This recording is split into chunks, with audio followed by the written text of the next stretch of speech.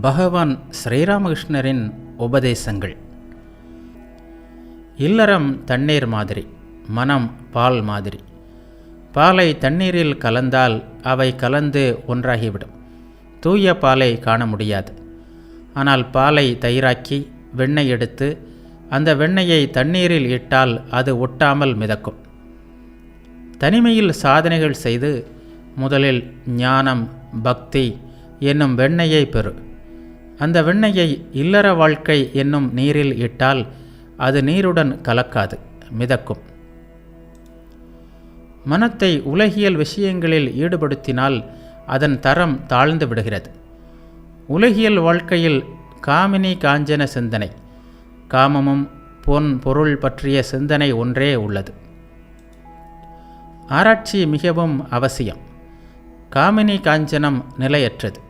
அதாவது காமமும் பொன்னும் பொருளும் நிலையற்றவை. இறைவன் ஒருவர் மட்டுமே நிலையானவர். பணத்தால் என்ன கிடைக்கும்? நிலம் கிடைக்கும், பொன்னும் பொருளும் கிடைக்கும், அவ்வளவுதான். இறைவன் கிடைக்க மாட்டார். எனவே பணம் ஒருபோதும் வாழ்க்கையின் குறிக்கோளாக இருக்க முடியாது. இப்படி சிந்திப்பதுதான் ஆராய்ச்சி. புரிந்ததா?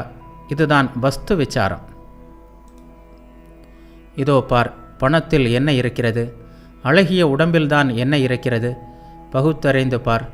அழகிய உடம்பிலும் வெறும் எலும்பு, சதை, கொழுப்பு, மலம், மூத்திரம் எல்லாம் தான் இருக்கின்றன.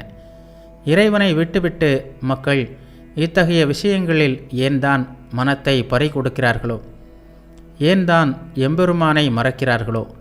இவ்வாறு மனதில் எப்போதும் சிந்திக்க வேண்டும். இதுதான் பகுத்தறிவு. இறைவனை காண முடியுமா? முடியும், நிச்சயமாக முடியும். அதற்கு அவ்வப்போது தனிமையில் வாழ வேண்டும்.